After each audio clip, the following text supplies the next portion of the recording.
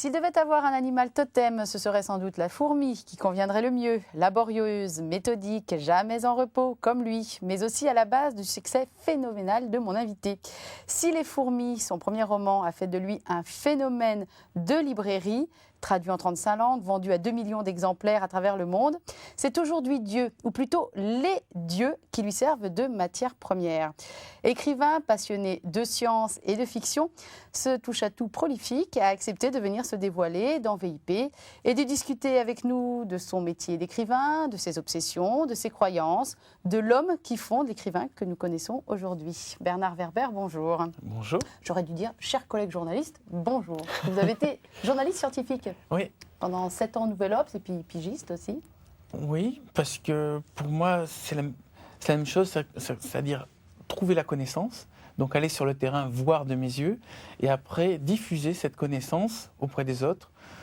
Je crois que mon travail de romancier n'est qu'une prolongation de mon travail de journaliste, à savoir la vulgarisation des connaissances, du savoir, des technologies, de la spiritualité, faire que tout le monde ait accès au savoir.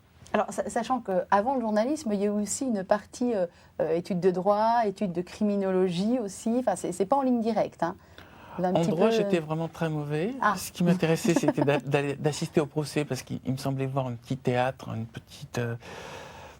une compréhension de l'âme humaine dans ce qu'elle peut avoir dans sa noirceur, ce qui m'intéressait. J'ai rapidement bifurqué en effet vers la criminologie, parce que la criminologie c'était du droit en pratique. On étudiait l'étude du détail, on regardait un cheveu pour comprendre un être humain, pour comprendre un drame. On était dans quelque chose de vivant, du droit vivant, alors que le reste c'était vraiment le droit, étudié en fac de droit était beaucoup trop abstrait. Et j'avais monté en même temps une troupe de théâtre, et on montait des pièces dans lesquelles je mettais en scène une sorte de petit polar. Alors, l'écriture, c'est quelque chose qui vous travaille depuis tout petit. Il y a une première nouvelle à l'âge de 7 ans qui était l'histoire d'une petite puce qui grimpait le long d'un corps humain qui se faufilait entre les poils. Donc ça, c'était vraiment le premier souvenir d'écriture. Oui. On était encore déjà dans l'infiniment petit, hein, avec les fourmis dont on parlera tout à l'heure. Dans l'infiniment regard différent. C'est-à-dire que je me suis dit, pour parler des hommes, pour parler de moi, pour parler de ce que je vois, ce serait intéressant de mettre la caméra ailleurs. C'est vrai que j'avais déjà 7 ans, et l'idée c'était de mettre la caméra sur une puce qui part des pieds et qui remonte jusqu'à la tête. Et qui raconte ça comme une escalade d'une montagne. Mais je crois que ma préoccupation a toujours été, pour comprendre quelque chose, changer de point de vue, prenez un autre axe, regardez depuis les fourmis ou depuis les anges ou depuis la place des dieux ou la place des extraterrestres, mais ne restez pas collé au problème, sinon vous ne le voyez pas, vous le loupez. Trouver un poste d'observation. Trouver de nouveaux postes d'observation complètement originaux. Oui. On voit déjà une de vos caractéristiques dans la manière dont vous vous exprimez, qui est le fait que vous avez une écriture très, très imagée, très visuelle. Vous parlez comme un cinéaste que vous êtes, hein, d'ailleurs, parce que vous avez, quand je disais touche à tout à l'heure, vous avez réalisé un clip pour Morane. Oui. Vous avez réalisé un long métrage produit par Lelouch. Un long métrage, oui. Nos amis les terriens. Voilà, nos amis, il y a eu un court métrage aussi. Voilà. Nos amis les humains, c'est ça? Nos amis les humains. Voilà, j'avais peur de me tromper. Je voudrais qu'on revienne au succès que nous, on parlait d'axe, et d'angle de vue et de poste d'observation, que nous, les journalistes, en tant qu'observateurs un peu lointains, on a qualifié d'un peu foudroyant, parce que premier roman, Les fourmis, mais non, pas et c'est pas du tout foudroyant, en fait, Les fourmis. Oui, c'est pas du tout foudroyant. En fait, le livre, quand il est sorti, n'est jamais apparu dans la liste des best-sellers, il n'a jamais même été chroniqué réellement dans les médias.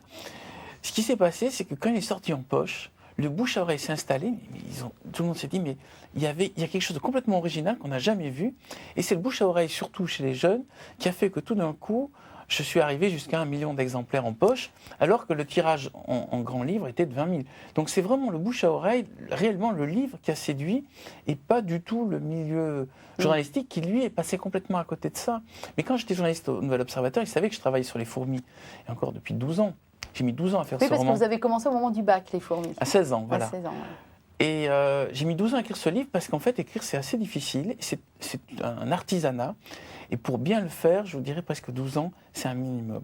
C'est-à-dire pour apprendre l'art du suspense, l'art de la fabrication des personnages, l'art de la création des décors, le faire vraiment bien, ça demande 12 ans.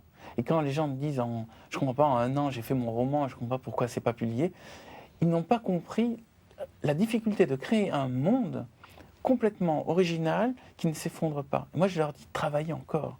Il faut refaire le roman jusqu'à ce que tout soit cohérent, que votre monde tienne le coup. Mais aujourd'hui, vous travaillez beaucoup plus vite. Vous sortez tout le mois d'octobre, c'est le mois Bernard Werber. On voit apparaître parce que j'ai les le 12 nouveau ans, petit Werber. Voilà. J'ai les 12 ans, plus Fondateur. tout ce que j'ai appris après. Fondateur. Et à partir de l'âge de 16 ans, j'avais lu une interview de Frédéric Dard qui disait, pour moi, un vrai écrivain, c'est quelqu'un qui travaille tous les matins 4h30, de 8h à midi et demi. Et j'ai appliqué cette règle à la lettre.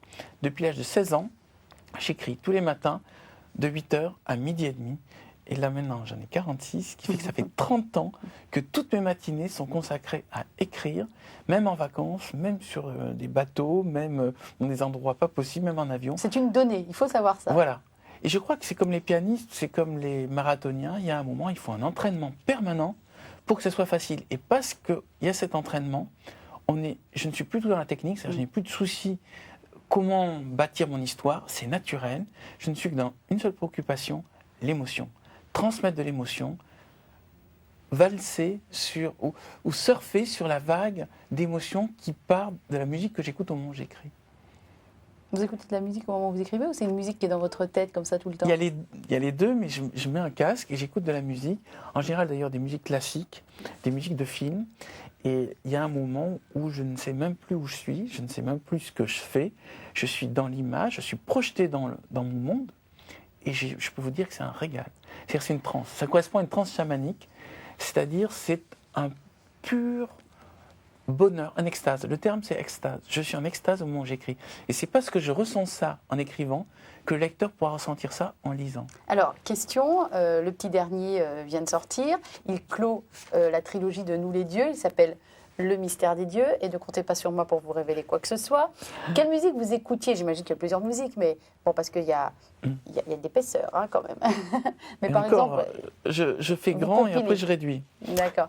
Quelle musique, par exemple, vous a marqué pour écrire Le mystère des dieux? Alors, il y a une Juste pour musique- qu'on se rende compte. Il y a une musique qui m'accompagne dans beaucoup de mes romans, qui est un peu mon hymne. C'est Jonathan Livingston, le goéland, la musique de Neil Diamond.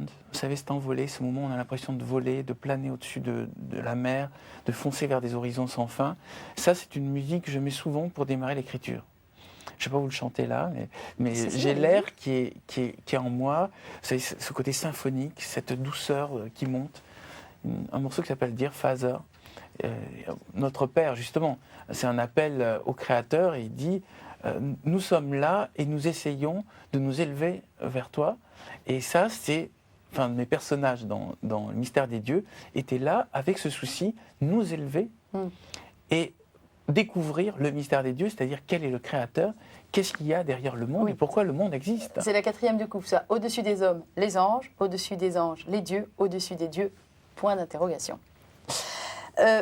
Quand on a autant de succès de vous, qu'on vend des millions d'exemplaires à travers le monde, est-ce qu'on n'a pas tendance à se croire un petit peu irrésistible, invulnérable? Comment on gère ça? Alors d'abord, je ne le gère pas du tout, parce que pour moi, je ne me suis jamais aperçu que j'étais, ce qu'on dit, un best-seller. Pour moi, je suis l'artisan de 8h midi et demi, c'est-à-dire tous les matins, j'ai rendez-vous avec mon ordinateur et mon manuscrit, et au moment où je fais ça, je n'ai aucune conscience de ce qui se passe à côté. Enfin, quand même, vous faites des conférences, vous êtes Alors, beaucoup appelé pour justement, des signatures, il y a c'est de pour ça l'argent qu'il y a- qui tombe aussi, bien Il y a- sûr. Il y a une schizophrénie. Il y a deux personnages. Il y a Ouais. l'artisan qui fait ce travail, qui est 90% de moi-même. Et ce travail, je le continuerai même sur une île déserte. C'est-à-dire, s'il n'y avait pas d'éditeur, il n'y avait pas de lecteur, il n'y avait pas de personne à la réception, j'ai besoin de créer des mondes, j'ai besoin d'écrire pour être en équilibre, pour être en équilibre interne, pour ne pas avoir de problème de santé. Si j'écrivais pas, je commencerais à avoir pratiquement des ulcères à l'estomac. C'est devenu un besoin C'est réel. votre tai chi chuan intellectuel. C'est mon tai chi chuan intellectuel, si vous voulez. Je dis Et ça parce que après, pour les spectateurs, vous faisiez du tai chi chuan avant le début de l'émission. pour me détendre un peu. Voilà. Et donc, ensuite, il y a les 10% qui sont... C'est moi qui vous parle actuellement, c'est-à-dire là, je suis là pour présenter mon travail, L'animal politique, on va dire plus. si vous voulez. Et ces 10%-là qui sont pas importants, pour moi, c'est du suivi de mon travail d'artisan. Mais ces 10%-là, je les fais par devoir envers mes livres. Mais à aucun moment, je me dis, tiens, tu es filmé, tu passes à la télé. Comme un service après-vente, en fait. ou une prolongation de mon travail. Aussi, quand je fais une conférence, c'est pour diffuser les idées qu'il y a dans mes livres. Mais l'idéal, c'est que les gens lisent le livre. C'est là où ils auront réellement l'idée. Et quant à l'argent, je dois être l'un des derniers auteurs français à rester en France, donc ce qui montre que je paye mes 60% d'impôts, et donc ce n'est pas du tout ma motivation. Pour moi, l'argent, ça signifie juste, j'ai suffisamment pour ne pas être obligé de faire un autre métier. Et pour moi, faire le pire des métiers, ça serait de redescendre journaliste, ça serait terrible. Et je suis très très content de pouvoir continuer à être romancier, parce que là, je me sens libre, je me sens comme... J'entends Livingstone et Goéland. On peut être journaliste et heureux, si je peux me On en permettre. connaît quelques-uns. Quand je suis entré en journalisme, les collègues m'ont dit, tu verras, on ne peut pas être journaliste et heureux. Je leur ai dit, mais c'est ma passion d'être journaliste. Ils ont dit, tu verras. Et au bout de 7 ans, j'ai dit, ah ouais, vous aviez raison. Enfin, on ne peut pas être journaliste et heureux dans la rédaction où j'étais, parce qu'il y avait plein de luttes politiques et on perdait du temps. Moi, mon plaisir était de faire les reportages. Et je me suis aperçu au bout d'un moment, faire reportage était quelque chose qui finalement était... Là, c'était 10% de l'activité et 90% c'était gérer des luttes de bureau. Donc ça ne m'amusait pas du tout. Et mon grand plaisir actuellement d'être romancier, c'est que je me sens libre de créer. Et en plus, j'ai l'impression de faire une, entre guillemets, le mot paraît terrible, œuvre. C'est-à-dire que je pose des briques qui s'empilent et qui vont former quelque chose de plus grand. Et ça, c'est un plaisir gigantesque que je souhaite à tout le monde. Vous dites que vous faites de la philosophie-fiction plus que de la science-fiction. C'est-à-dire quoi, qu'il y a une réflexion supérieure à ce qu'on peut trouver dans la science-fiction ou... Oui, c'est-à-dire que la science-fiction, à un moment, a été créée avec l'idée que la science est l'avenir de l'homme. Je ne crois pas que la science est l'avenir de l'homme. C'est le changement de mentalité. Le mot philosophie est même trop restrictif, je dirais spiritualité. La spiritualité fiction. Oui, la spiritualité fiction, mais le mot spiritualité a été trop galvaudé, on ne sait plus très bien ce que c'est. Pour moi, spiritualité, c'est spire, c'est quelque chose qui tourne et qui monte, et c'est surtout une forme de question, ce n'est pas les réponses. Je me méfie beaucoup des gens qui ont des réponses et des certitudes, et j'aime bien les gens qui se posent des questions, qui sont dans une dynamique de recherche. Et une phrase que j'ai mise dans un de mes livres, c'est « Le sage cherche la vérité, l'imbécile l'a déjà trouvée ». Et je crois que ça résume beaucoup, pour moi, le sage est celui qui est dans une dynamique d'élévation. Il est élève du monde. Nous sommes tous des élèves, nous sommes là pour apprendre.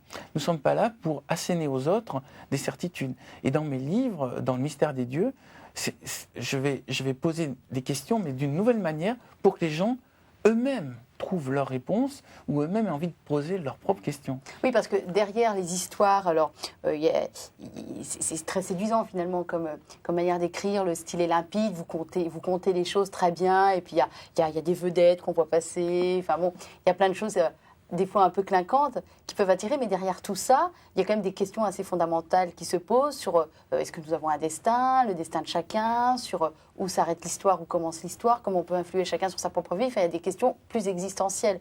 On va dire que, entre guillemets, l'histoire que vous racontez aussi. Par exemple, une des questions, c'est est-ce que l'histoire que nous avons eue de l'humanité aurait pu être mieux?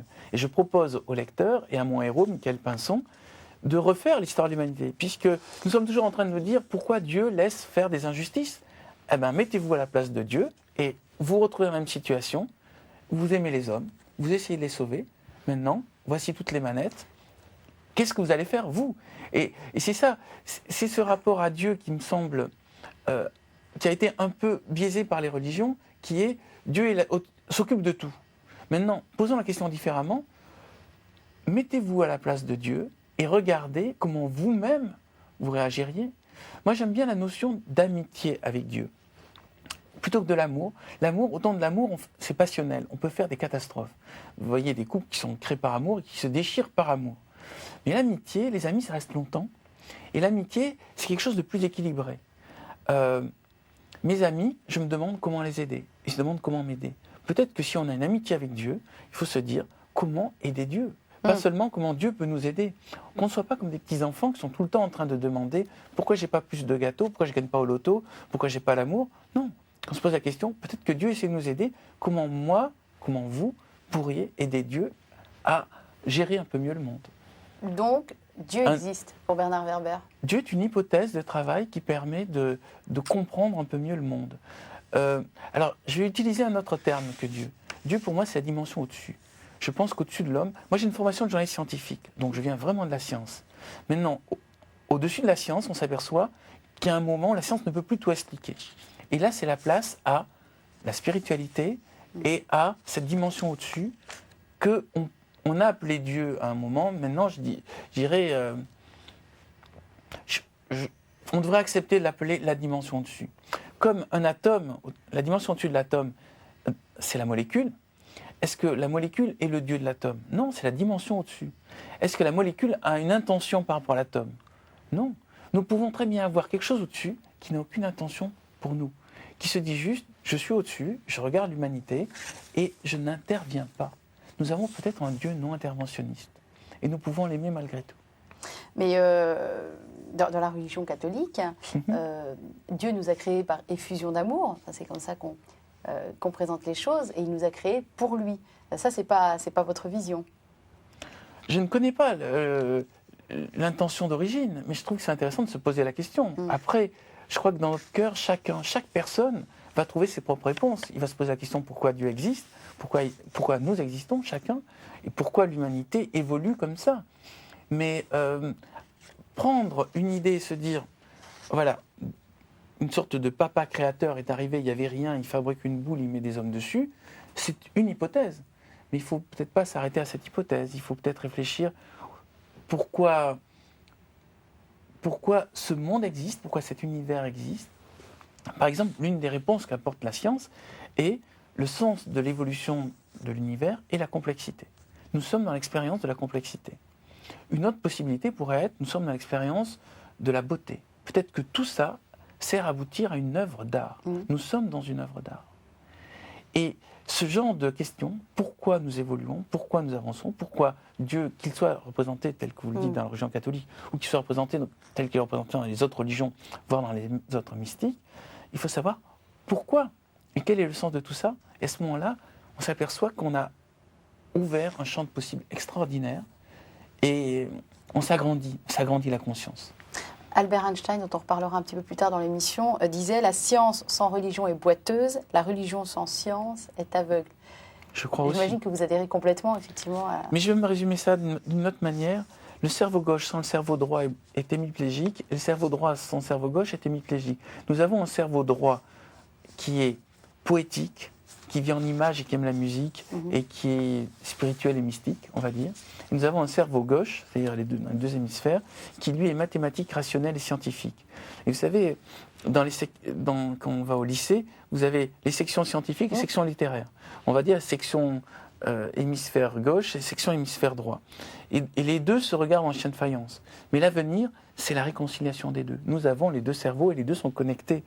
Et quand je fais mes livres, c'est de la science mélangée à de la mystique, c'est de la science mélangée à la littérature mélangée à la spiritualité. Et il faut tout mélanger, il faut tout connecter, il faut créer des ponts. Venons-en effectivement à ça. C'est vrai que, notamment dans la trilogie, Nous les dieux, mais déjà avant dans d'autres livres, il y a beaucoup de dieux, d'anges déchus, pardon. Et on a l'impression que c'est assez exotique pour vous, finalement, d'aborder ces points de vue-là, comme ça l'a été de prendre l'exemple des fourmis ou d'une puce bien plus jeune. Exotique n'est peut-être pas le terme. Disons que moi, ce que je recherche dans mon travail, c'est faire autre chose que ce qui existe déjà. Alors, j'essaie de parler autrement. C'est réussi. J'essaie de parler autrement de sujets qui ont l'air un peu rabâchés. Et imaginez, comme dans le mystère des dieux, l'Olympe, parler de la mythologie grecque, imaginer une école de dieux où on apprend aux dieux à gouverner les peuples, ça me semblait une manière exotique, une manière autre de parler de la religion.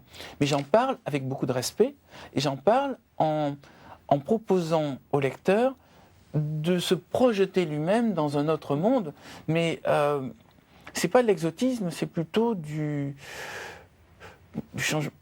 l'élargissement de la conscience. Voilà. Oui. Ce que j'ai envie de proposer à mes lecteurs, c'est regardez autrement, voyez autrement, élargissez les horizons. Alors, tellement élargi l'horizon que vous nous l'avez dit, ce que vous aimez, c'est créer des mondes. Je crois même que vous avez un simulateur informatique, parce que vous êtes très connecté à l'informatique, vous êtes à la pointe de l'informatique, un simulateur informatique de création de mondes, c'est ça? Vous essayez des dictatures, des monarchies, vous essayez des choses, vous recréez un peu la Terre à votre façon. Si on peut économiser des erreurs, des drames et des violences sur Terre en les simulant par ordinateur, ça me semble intéressant. Oui, je suis sur un projet de création d'un jeu à partir de Nous les dieux, dans lequel, les politiciens vont pouvoir tester leur choix avant de faire des erreurs qu'on paye cher.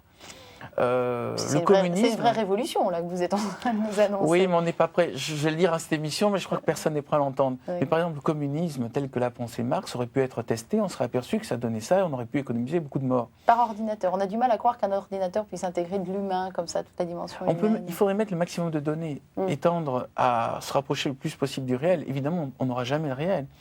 Mais les simulateurs que j'utilise ressemblent à des parties d'échecs, c'est-à-dire on voit chaque prise de décision politique, économique, écologique, sociale, ce qu'elle peut avoir comme conséquence dans un futur proche ou un futur lointain. Et je crois que c'est le drame de nos politiciens, c'est qu'ils sont tellement dans les sondages, ils essaient juste de plaire à leurs futurs électeurs dans le court terme. Ça serait bien qu'ils puissent avoir une vue sur le long terme. Et nous avons eu quand même dans le passé quelques grands visionnaires qui se sont autorisés à dire « Nous, il nous semble que dans 500 ans, dans 1000 ans, ça va être comme ça ». Et heureusement, il faut s'autoriser à faire ça. C'est le travail des auteurs de science-fiction aussi. À vouloir créer des mondes comme ça, on n'a pas la tentation, et j'imagine que la réponse est oui, de se prendre un peu pour Dieu. Ah, moi, je ne me prends pas pour Dieu. Ou alors, je crois que tout créateur est un Dieu. C'est-à-dire le peintre, le musicien... Dans sa sphère. Oui, dans sa sphère. Dès le moment où il crée un cadre et il dit « Dans ce cadre, c'est moi qui décide ce qui se passe dedans », il est Dieu de ce cadre. Quelque part, le lecteur, quand il va lire le mystère des dieux, il va, avec son œil, il va recréer un monde qui n'existe que sous forme de petits caractères. Donc, il va mettre là où il y a juste des A, des B, des C, c'est-à-dire les 24 lettres de l'alphabet disposées en code. Lui, il va créer des images, des émotions, des gens, une musique. Donc, quelque part, le lecteur va devenir le Dieu de ce livre. Et c'est ça que je propose. Et dire qu'on est des dieux, ça ne veut pas dire on a une prétention ou un orgueil. Ça veut juste dire qu'on prend conscience que nous pouvons faire beaucoup plus de choses que juste être là à subir avec fatalité le destin. Nous pouvons prendre nos destins en main. C'est juste un courage et une prise de responsabilité. Et là, dans ce cas, il n'y a aucun orgueil, il n'y a aucune prétention. Vous avez été élevé dans quel environnement religieux, vous-même ? Alors, j'ai eu des parents extrêmement modernes qui m'ont dit fais ton propre cheminement comme tu le souhaites. Et, c'est être moderne, ça. Oui, c'est-à-dire ils m'ont pas dit tu dois apprendre ça, tu dois faire ça, tu dois croire en ça.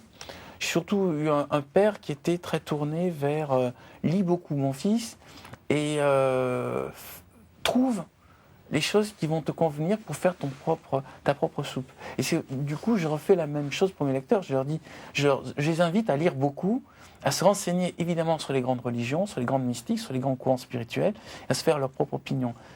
Mais donc, je n'ai pas été posé sur un rail. Et du coup, j'ai pu m'intéresser à tous les rails.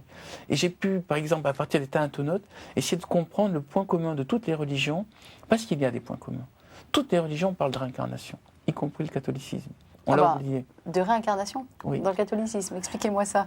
Lazare, tu renaîtras d'entre les morts. Ah, c'est pas de la réincarnation, c'est de la résurrection. De la résurrection. Ça n'a rien à voir. Le cycle des âmes est évoqué partout. On le retrouve ça même dans le chamanisme, on le retrouve ça même, mais dans le texte des origines. Le catholicisme, on ne va pas... Mais on ne va pas rentrer dans une bataille de spécialistes, mais voilà, il y a le cycle des âmes en catholicisme. Dans celui des origines. Je vous parle d'un catholicisme qui existait... Primitif. Oui, de l'époque de Jésus, on va dire ça comme ça. Après, il y a eu un empirisme, il y a eu plusieurs courants qui sont arrivés, qui sont venus apporter un dogme. Mais à l'origine, il y a une ouverture et il y a quelque chose qui me semble qui ressemblait beaucoup dans le catholicisme des origines à ce qu'on retrouve dans les autres religions, y compris le bouddhisme. On dirait que vous avez peur de vous faire disputer. Oui, non, je me dis, je suis quand même sur KTO, il faut que je fasse gaffe à ce que je raconte. Disons, moi je suis allé lire les textes anciens, un peu partout, j'ai essayé de trouver des points communs et après je l'ai séparé de mon intuition. Pour pouvoir le mettre en scène. D'où le grand syncrétisme qu'on peut trouver dans vos livres, quand même. Maintenant, c'est vrai que je ne souhaite pas me retrouver par rapport à un spécialiste, quelqu'un qui va me dire « Attends, mais dans tel texte, tel machin, ça ne m'intéresse pas. » C'est pas ça qui m'intéresse. J'essaie de trouver l'âme. Je crois qu'il y a une sagesse ancienne dans toutes les religions. Il y a une sorte de, je n'ai pas d'autre terme que connaissance. Et que cette connaissance, après, a été interprétée, diffusée par strates, a été récupéré par certains théologiens, par certains philosophes, et nous arrive maintenant en fin de course. Et nous voyons que la fin de course. Et ce qui m'intéressait, c'est comment c'est parti. Et il y a une sorte de science originelle. J'ai pas. Je me lance dans le débat. Il me semble que dès le moment où il y a 120 000 ans, on a commencé à enterrer les morts. Donc, c'est-à-dire dès le moment où l'homme s'est dit il y a quelque chose au-dessus. Et lorsque l'homme meurt, on ne le met pas aux ordures, mais son âme voyage. Donc, ça s'est passé à 120 000 ans après la mer morte. Après, ça a continué, j'allais dire, avec Gilgamesh et les Sumériens. Ça a continué encore après les Zoroastriens. Il y a tout un héritage qui a abouti aux religions modernes. Mais il faut connaître cet héritage et il faut voir comment ça a été fait, comment ça a été interprété par la suite. C'est aussi le sens de ma démarche. Alors, il y a un personnage que vous aimez beaucoup, c'est Jésus. Et c'est quel Jésus que vous aimez? Enfin, il ressemble à quoi, votre Jésus? Parce que des fois, on n'est pas sûr de parler du même personnage. Je pense qu'il y a un Jésus pour tout le monde, dans la mesure où chacun, justement, a une petite parole de Jésus qu'il aime bien, qui dicte sa vie. Oui, ça reste le même Jésus, quand même. Il y a plusieurs choses qui me plaisent dans le personnage. Il y a une phrase qui est « Aimez-vous les uns les autres », qui n'est pas d'ailleurs vraiment de Jésus, mais c'est lui qui l'a vraiment diffusé, c'est-à-dire elle existait déjà avant. Et il l'a popularisé. Il y a une ouverture de ce message « Aimez-vous les uns les autres » qui est d'une puissance énorme. Elle est de qui, la phrase? On la retrouve dans les textes beaucoup plus anciens. Dans l'Ancien Testament? Dans l'Ancien Testament, même encore avant. Pour moi, la première source de diffusion de ce que j'appelle la connaissance, c'est les Sumériens. Et ça date, moins 7000, moins 8000 avant Jésus-Christ. Mais revenons à Jésus, à votre Jésus. Alors, il y a cette phrase « Aimez-vous les uns les autres » qui actuellement est une phrase d'actualité parce que qu'est-ce qu'on comprend par les uns les autres? À un moment, la définition de l'homme, c'était, par exemple dans la Grèce antique, c'était le citoyen grec, donc les esclaves, les femmes, les étrangers. Donc dans le « aimez-vous les uns les autres », c'est « aimons-nous entre citoyens ». Après, les barbares, la notion d'empathie, d'élargissement de cet amour, s'est élargie. Et aujourd'hui, vous la comprenez alors maintenant, on va tomber devant des problèmes nouveaux, qui sont complètement exotiques, et qui vont poser des problèmes d'ailleurs à la chrétienté, comme est-ce que les clones sont des êtres humains compris dans l'amour tel que l'a décrit Jésus? Est-ce qu'un robot capable de penser comme un être humain peut être compris là-dedans? Est-ce qu'un être hybride, est-ce qu'un ordinateur capable de penser comme un être humain est capable d'être intégré dans cet amour christique? Est-ce que les animaux sont compris dedans? Ont-ils une âme? Est-ce que, il y a d'autres débats encore plus délicats que je ne vais pas ouvrir là, mais est-ce que les fœtus sont compris dans cet amour? Est-ce que les personnes en train de souffrir, qui réclament de mourir, sont compris dessus? Est-ce que les personnes en état de coma? C'est-à-dire que la définition de l'être humain est en train de s'élargir. Et la définition de ce qui est compris dans l'amour christique est en train de s'élargir aussi. Et c'est pour ça que nous allons avoir des tas de problèmes, parce que la frontière de l'homme et de cet amour christique est en train de se redéfinir actuellement et que nous n'avons pas encore les réponses. À part cette phrase « aimez-vous les uns les autres », il y en a une autre que j'aime bien. Voilà, justement, oui. Au jugement dernier, il ne te sera posé qu'une seule question: qu'as-tu fait de tes talents? Pour moi, ça veut dire que chaque être humain a le devoir de découvrir son talent particulier et de l'utiliser. Et qu'une vie ratée, c'est une vie où la personne ne s'est pas posé la question, en fait, pourquoi je suis bon et en quoi je peux être utile aux autres. Et une fois qu'on a trouvé cette réponse, si on la trouve, il faut s'utiliser au maximum. C'est-à-dire que c'est un devoir d'utiliser son talent une fois qu'on l'a. D'abord, c'est un devoir de le chercher et c'est un devoir de l'utiliser. Et qu'une vie ratée est une vie où on n'a pas fait cette démarche. Mais il y a une autre phrase qui dit qu'on sera jugé sur l'amour. Alors la notion d'amour, le mot amour a été tellement utilisé que maintenant, on ne sait plus très bien ce que ça veut dire. Pour moi, l'amour, je vais donner ma définition, c'est l'empathie. C'est pour ça que je parlais tout à l'heure, que ça peut aller aux animaux. Empathie, ça veut dire la capacité à être gêné par la douleur des autres. Gêné, je n'ai pas d'autre terme. C'est-à-dire que quand vous voyez un mendiant qui mendie, vous n'allez peut-être pas lui donner de l'argent, vous n'allez peut-être pas l'héberger chez vous, mais rien que de le voir, vous êtes gêné. C'est le début de l'amour.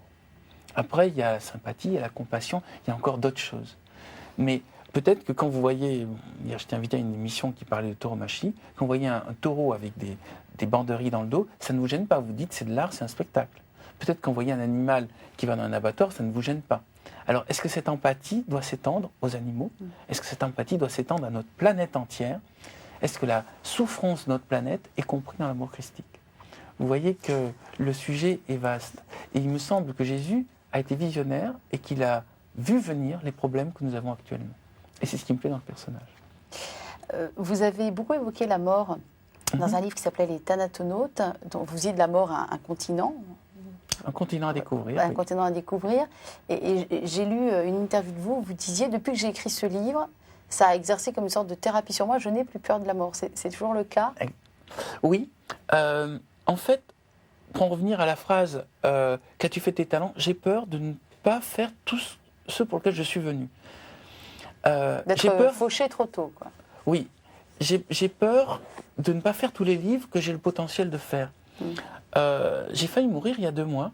Et j'avais... Qu'est-ce qui vous est arrivé? Non, mais c'est un accident de vacances, je ne veux pas rentrer dedans. D'accord. Mais je me suis dit, zut, il y a peut-être des tas de livres que je dois faire et des pensées que je dois diffuser, et je vais mourir sans les avoir faits. Mais j'avais déjà eu ce sentiment, j'étais en Corse et il y avait eu une rixe, et par le plus pur des hasards, je passais par là, je tombe sur un type qui voulait m'abattre. Mais il ne m'avait pas reconnu dans le noir, puis lui-même il était blessé, et il me met le revolver sur la nuque, j'avais 15 ans. Et il me dit, je vais te tuer. Et bon, je sens le revolver sur la nuque, et je me dis, zut, j'ai pas fait assez de trucs. Et j'avais que cette idée. Zut, je n'ai pas fait assez de trucs. Mais je n'avais pas cette idée, c'est affreux, je vais mourir. Je ne crois pas que ma disparition, ça soit une catastrophe pour la planète. Vous avez un fils quand même, non? Oui, ben, je vais essayer de l'éduquer. Ça fait partie de mes devoirs, de ma mission. C'est donner le maximum d'éducation à mon fils et de moyens pour que lui soit heureux. Comme le sens de ma mission, je veux dire, le sens de ma vie, consiste à faire des livres et diffuser des idées qui, je l'espère, feront qu'il y aura moins de violence et que les gens se poseront plus de questions et il y aura plus de tolérance dans le monde. C'est le sens de mon travail. J'aimerais bien qu'on en vienne aux petits garçons que vous avez été, sachant que vous, vos souvenirs, c'est assez rare, remontent à votre vie intra-utérine. On peut lire sur votre site internet que vous avez des réminiscences de couleurs orangées et de sons de gargouillis, de digestion de votre maman, et des sons de piano aussi, parce que votre maman était pianiste. Oui, je ne vais pas pouvoir développer beaucoup parce que là, vous avez résumé tous mes souvenirs de fœtus. On va passer aux souvenirs d'après, alors. Mais c'est vrai que c'est assez impressionnant, les souvenirs de fœtus, quand même. C'est rare. On a tendance à se dire, il fabule, ou alors, comment il se souvient de ça? C'est pas possible. J'ai fait ça une sorte de... En séance d'hypnose? Voilà, de séance d'auto-hypnose. C'est-à-dire, je découvrais l'hypnose et je me suis dit, je vais appliquer à moi-même, je vais essayer de me souvenir je dois revenir de plus en plus en arrière. Et il y a un moment où me sont arrivées ces sensations. Est-ce que c'est rêvé? Est-ce que c'est vrai? À la limite, ça n'a aucune importance. En tant que romancier, je me suis dit, c'est quand même chouette, je me retrouve dans cette situation. Après, comme enfant, c'est simple, dans les cours de classe, les hiérarchies se faisaient en fonction du football. Est-ce que ceux qui étaient bons au football, ceux qui n'étaient pas bons au football? J'étais pas bon au football. Pas de chance. Donc je me suis aperçu qu'il fallait que je m'intègre quand même en société. Je ne voulais pas rester dans mon coin. Donc je me suis mis à raconter des histoires. Et c'est là, quand j'ai vu que, quand je faisais des rédactions, que je racontais des histoires un peu fantastiques à mes amis, j'ai été intégré, que j'ai développé ce sens de conteur.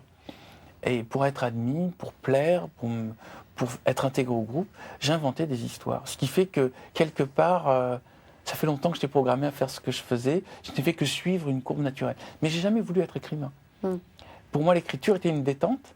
Et tout d'un coup, je me suis aperçu que j'arrivais à gagner ma vie avec ça. Mais je ne me suis jamais dit, un jour, je vais être un écrivain. Vous étiez un petit garçon assez solitaire, qui a trouvé donc le truc pour qu'on s'intéresse à lui. Mais vous étiez plutôt parti pour des... Pour qu'on m'accepte. Parce que si je n'avais pas fait ça, je pense que le groupe m'aurait rejeté en se disant, il est bizarre, celui avec ses lunettes. Et vous vous intéressez au dessin beaucoup. Vous étiez très bon au dessin. C'était surtout ça qui vous... Non, il y a un professeur, vous savez, un mot et on est encouragé. Un professeur qui a vu un de mes dessins, il m'a dit... qui a dit à mes parents, cet enfant est un surdoué du dessin, c'est pas la peine de lui apprendre les autres matières, je vais lui laisser juste développer le dessin. C'est un peu idiot ça quand même, si je puis me permettre. C'est une bizarrerie de l'histoire, mais c'est à la maternelle. Hein. Donc ce prof, plutôt que m'apprendre les autres matières, m'a dit tu te mets dans ton coin et tu fais tes fresques. Et je me suis mis à dessiner, et j'étais l'enfant dessinateur. Et le prof montrait ça aux autres professeurs, vous avez vu, on a un génie dans notre classe qui fait des dessins. Et après, il y a eu un prof qui a dit, bon, attends, peut-être que le prof précédent, il aimait m'encourager dans le dessin, mais il faut qu'il apprenne les autres matières. Du coup, j'étais un peu en retard sur les autres matières. Mais je restais dans cette idée, je suis un dessinateur, est-ce que cette prof m'a dit, vous êtes bon au dessin? Mais plus tard, un prof de français m'a dit, vous êtes bon en écriture, et ça m'a encouragé à faire de l'écriture.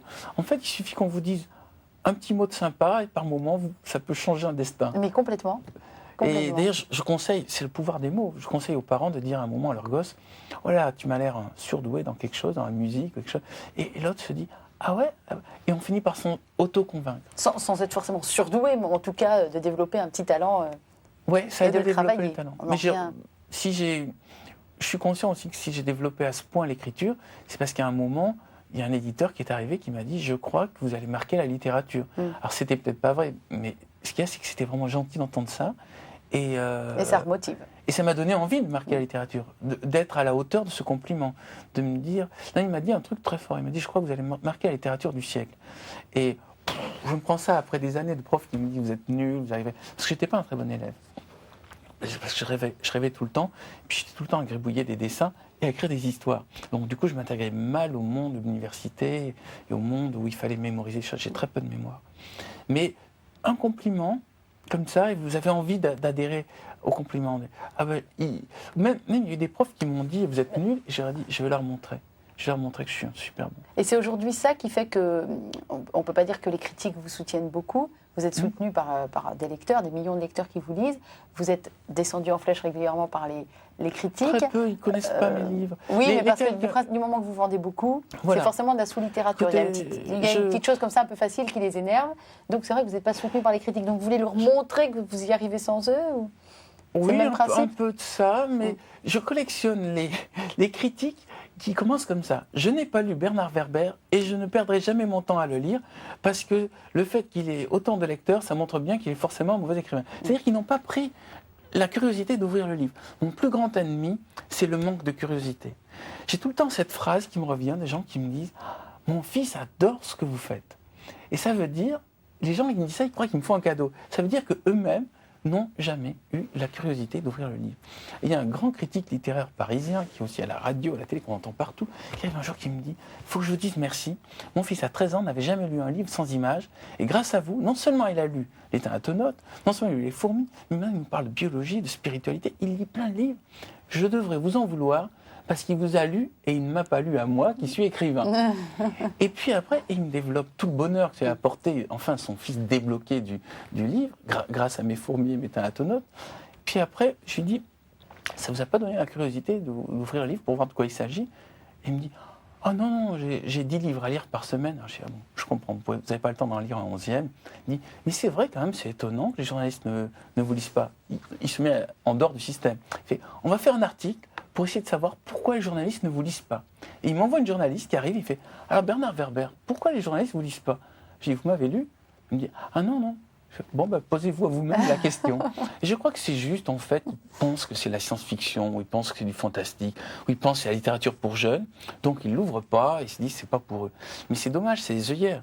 J'écris pour qu'il y ait moins d'œillères. J'écris pour réconcilier les tribus, la tribu de la science et la tribu de la spiritualité, la tribu littéraire et la tribu du fantastique, et accessoirement la tribu des jeunes avec la tribu des soi-disant cultivés qui ne connaissent que les grands livres et qui méprisent tout ce qui ressemble à la science-fiction.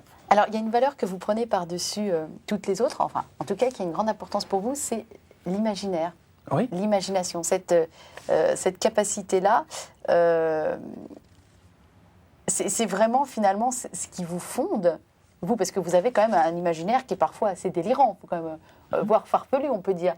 Mais c'est pas grave, parce que c'est ce qu'adorent vos lecteurs aussi. Donc c'est quelque chose que vous revendiquez vraiment. L'imaginaire, ça veut dire qu'on propose de la nouveauté.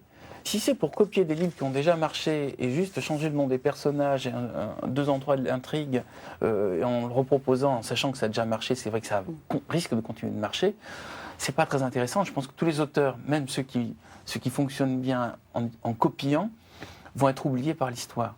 Pour pouvoir laisser une œuvre qui a un sens, qui diffuse des idées, il faut avoir cette envie d'originalité.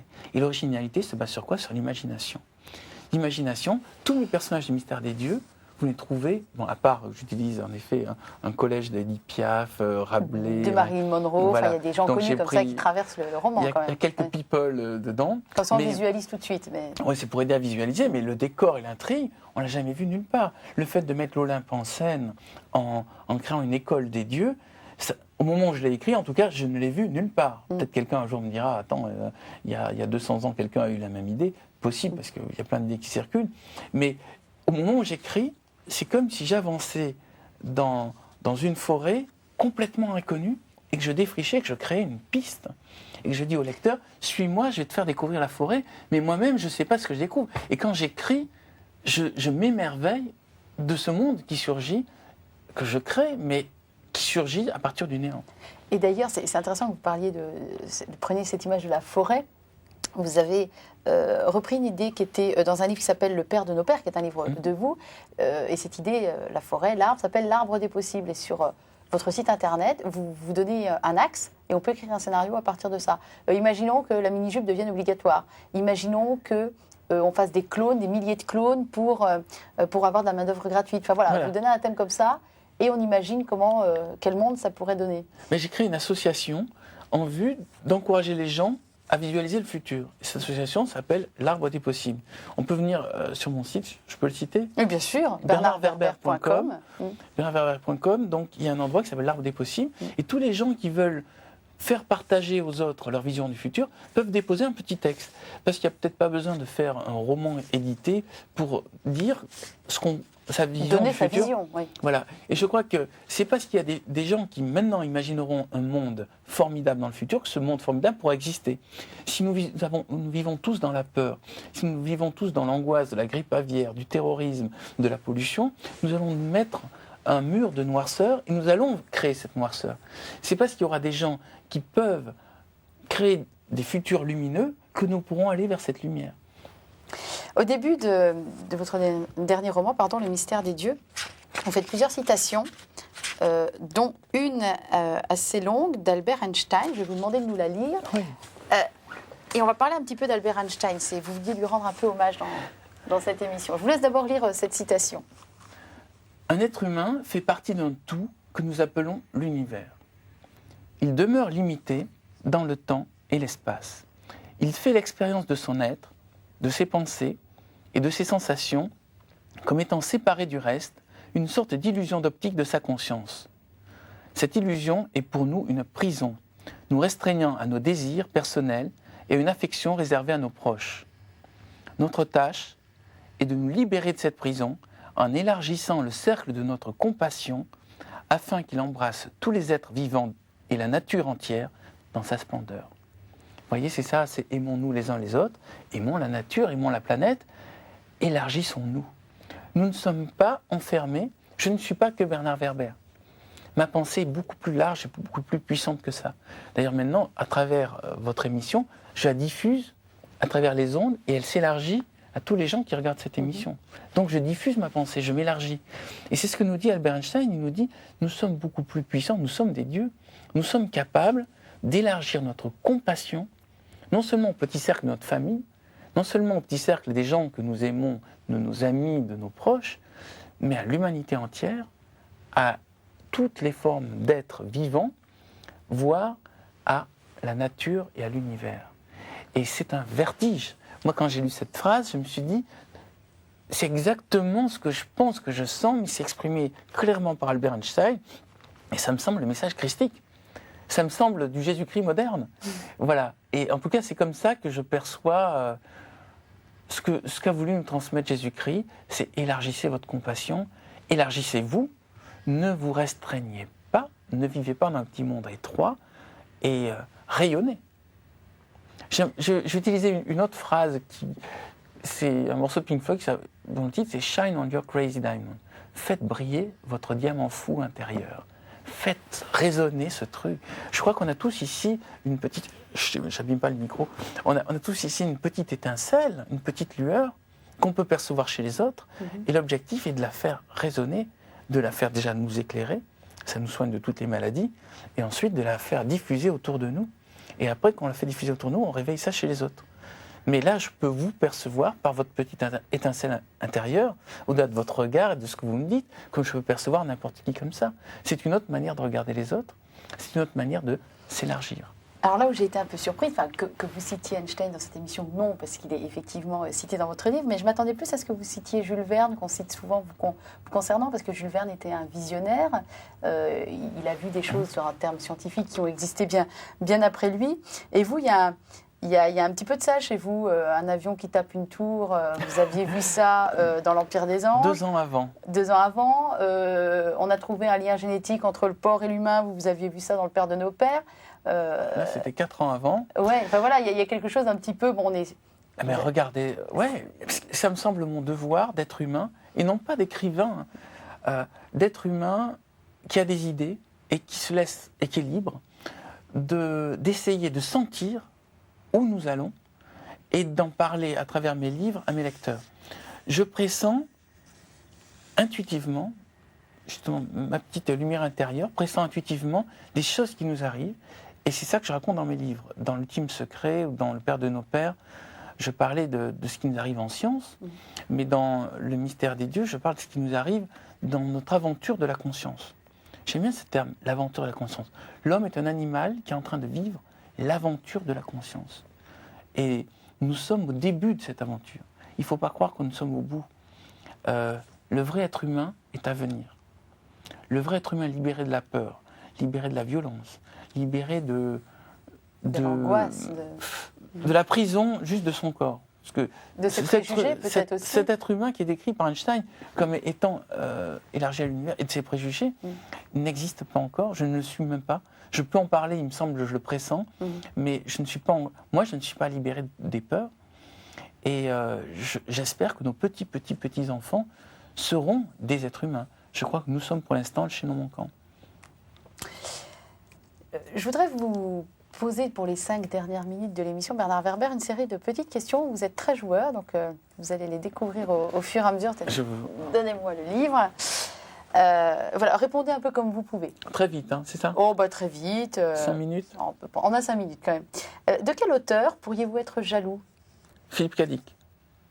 Ah, alors lui, c'est un peu spécial. Il faut quand même expliquer qui il est. C'est un Américain. C'est un Américain qui a donné Blade Runner, Minority Report, Total Recall. Qui écrivait des choses de science-fiction, qui s'est détruit par la drogue, il faut quand même dire ce qu'il y a. Voilà, il faut dire que l'une des raisons pour lesquelles je pense que sa pensée était plus large que la mienne, parce que moi j'ai l'impression d'avoir une pensée qui va loin, mais quand j'ai vu Philippe K. Dick, je me suis dit, on peut aller aussi loin que ça avec la pensée. Parce que lui, c'était la folie dans la science-fiction. Voilà.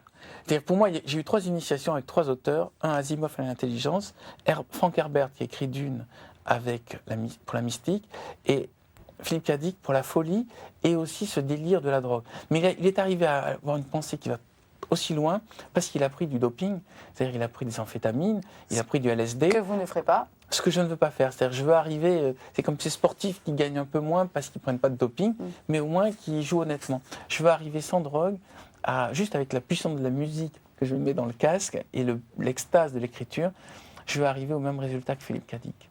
C'est le seul qui m'impressionne. C'est le seul. Quel est le livre que vous aimez offrir? Quelqu'un que vous aimez Des fleurs pour Algernon, de Danny Kaye. C'est l'histoire d'un homme bête qui devient intelligent et qui raconte ça à la première personne du singulier, puisque c'est une sorte de débile mental, en fait, qui souffre réellement d'une maladie, qui se fait soigner et qui raconte la découverte de l'écriture, la découverte de l'intelligence. C'est un esprit qui s'éveille, c'est une conscience qui s'éveille. Et je crois qu'en lisant ce livre, donc Des fleurs pour Algernon, Danny Kaye, le lecteur s'éveille lui aussi. Et sa pensée s'éveille tellement qu'elle dépasse la pensée normale. Et puis après, bon, je ne vais pas révéler tout le roman, mais c'est le roman que j'aurais aimé écrire. Et quand je l'ai vu, je me suis dit, chapeau. Et il a écrit que ça, hein. Danny Kaye a écrit Des fleurs pour Algernon, et c'est une merveille. Quel est le lieu qui vous ressemble particulièrement? Que ce soit en France, ailleurs, enfin... J'aime bien actuellement Montmartre, parce que c'est en plein dans le monde, dans la société, et pourtant c'est une sorte de petite montagne, îlot, isolé. Et il y a encore, l'air me semble un peu plus pur. Et en même temps, de là, on peut voir loin. Quand je suis à Montmartre, je vois tout Paris de loin, j'ai un horizon large. Je crois que c'est important pour l'œil de voir loin. Plus on a de perspective, plus on peut penser largement. Si vous avez face de votre fenêtre un mur comme ça à 3 mètres, ou de moins ça donne une pensée un peu étriquée. Qu'est-ce que vos livres ne révèlent pas de votre personnalité? Dieu sait s'il y a des choses qui passent dans vos livres, hein, mais... Alors ce que ça ne révèle pas, c'est qu'en fait je suis un grand angoissé timide qui vit en permanence avec la peur de ne pas faire assez bien. Et on le sent peut-être un tout petit peu à travers mon personnage de Michael Pinson, mais j'ai l'impression que j'ai un énorme potentiel, que je commence à peine à l'utiliser, et je me trouve très feignant de ne pas l'utiliser plus. Et donc je me fais tout le temps ce reproche de ne pas l'utiliser plus, et en même temps j'ai envie réellement de changer le monde. J'ai cette prétention. Je crois qu'une goutte d'eau peut faire déborder l'océan. Je crois qu'une seule personne, c'est l'effet papillon, qui lance une idée, peut révolutionner la planète, et j'ai l'impression que j'en fais pas assez. Et donc je me fais en permanence ce reproche de ne pas révolutionner le monde. Y a-t-il un mot que vous préférez parmi tous les autres? Comme Même ça, si c'est juste pour sa sonorité. Hein, y a deux mots qui m'arrivent là, c'est ouais. vie et liberté, mais c'est Ah, aussi... on est dans les mots concept alors. ouais, c'est dans ce que je mets derrière. Pour moi, alors je prends le mot vie. La vie, c'est une énergie qui traverse l'univers et qui fait briller notre petit diamant intérieur, ce que je disais tout à l'heure. C'est ce qu'on retrouve un peu dans le film La Guerre des Étoiles, la force. D'accord, que la force soit avec toi. Voilà, c'est ce qui me connecte aux végétaux, aux animaux, à vous, à tous les spectateurs qui regardent cette émission. Et laissez-moi deviner, et la liberté, c'est ce qui vous déconnecte un petit peu de nous tous? Non, c'est pas ça? La liberté, qui vous permet de sortir du carcan et de vous Non, envoler. je ne veux pas me déconnecter. C'est pas ça.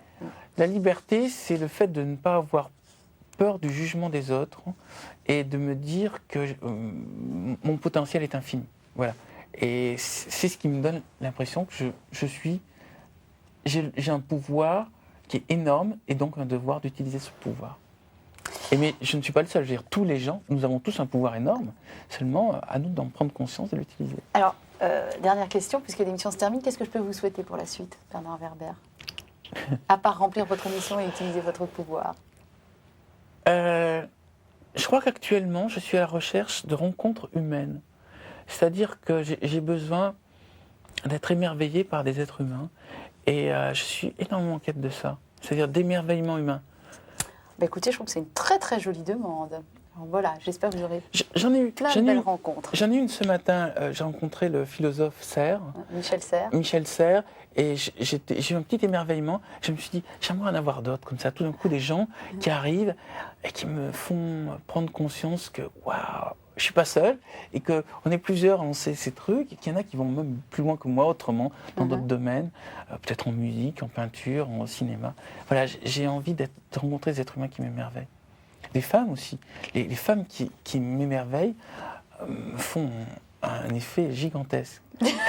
Mais non mais il y a deux formes d'émerveillement. Il y a un émerveillement yin et un émerveillement yang. Il y a un émerveillement de l'énergie féminine, un émerveillement de l'énergie masculine. Donc en parlant de Michel Serres, c'est un émerveillement de l'énergie masculine, mais il y a cet autre émerveillement qui est la rencontre avec des femmes qui ont un rayonnement et une esthétique et une énergie qui n'est pas pareille que la nôtre, qui est complémentaire, et qui, personnellement, me fait des sensations extraordinaires. Bon, je le prends pour moi, si ça vous dérange pas. Vous pouvez le prendre pour vous. Ce fut un énorme plaisir de partager ces idées, d'avoir autant de temps pour m'exprimer ici. Je vous remercie infiniment d'être venu. Merci. À très bientôt. Au revoir, Bernard.